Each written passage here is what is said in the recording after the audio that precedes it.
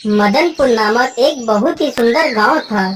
वहां के लोग बहुत ही खुश रहा करते थे तथा एक दूसरे की मदद किया करते थे।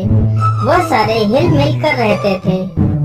अरे बेटा, जल्दी लौट कर आ जाना।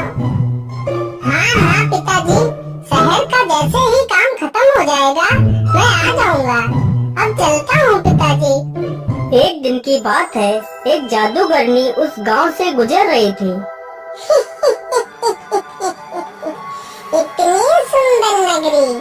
इतनी सुंदर नगरी तो मैंने कभी नहीं देखी।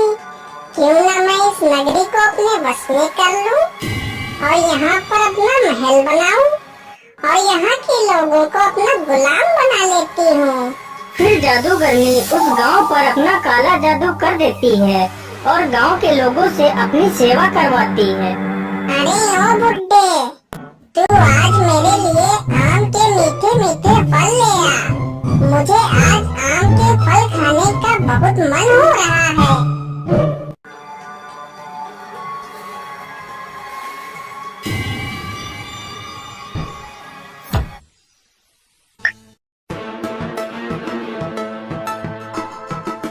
अरे पिताजी, देखो मैं आ गया। आप इधर कहाँ जा रहे हो? आप कुछ बोल क्यों नहीं रहे हो? आपको क्या हुआ पिताजी? अरे ये क्या, पिताजी कुछ बोल क्यों नहीं रहे हैं?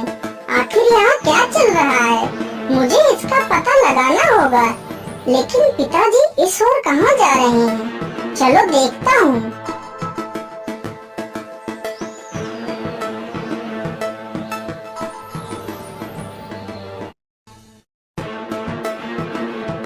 अरे बुड्ढे, तू आम ले आया?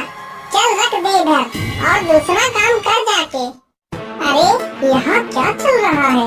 ये औरत कौन है? मुझे साधु बाबा के पास जाकर पूछना चाहिए। बाबा आंखें खोलो बाबा, बाबा मेरी मदद करो, बाबा उठो। क्या हुआ बेटा, तुम इतना शोर क्यों मचा रहे हो? तुम्हें क्या समस्या है?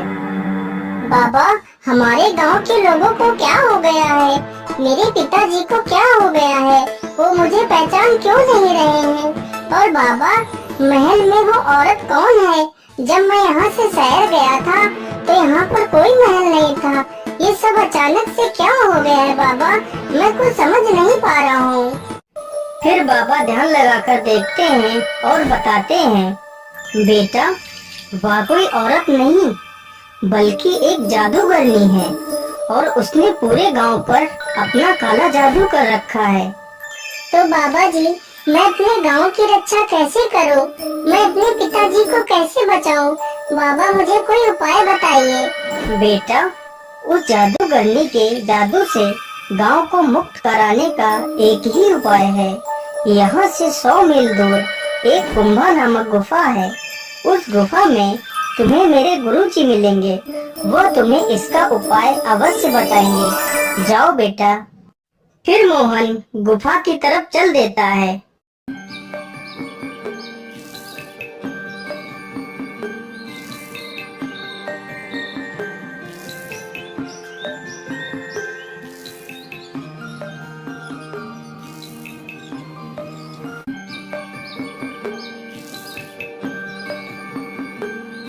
मोहन गुफा में पहुंचकर साधु बाबा को सारी बात बताता है।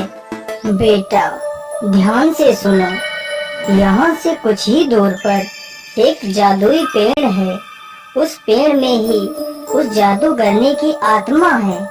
अगर तुम उस पेड़ को नष्ट कर दो तो उस जादूगरनी की मृत्यु हो जाएगी और तुम्हारा गांव काले जादू से मुक्त हो जाएगा। लेकिन बाबा, मैं उस पेड़ को पहचानूंगा कैसे? बेटा, उस पेड़ को पहचानना ज्यादा मुश्किल नहीं है। उस पेड़ के चारों तरफ एक अलौकिक प्रकाश जगमगा रहा होगा। ठीक है बाबा, मैं चलता हूँ। मुझे आशीर्वाद दीजिए।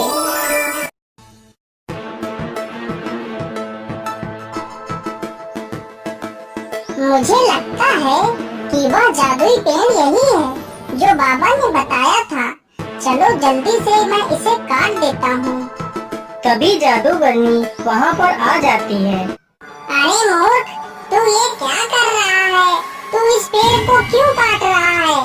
तू इस पेड़ को मत काट, नहीं तो मैं तुझे मार डालूंगी। लेकिन मोहन उसकी एक नहीं सुनता है और पेड़ को काट देता है। पेड़ के नष्ट होते ही जादूगर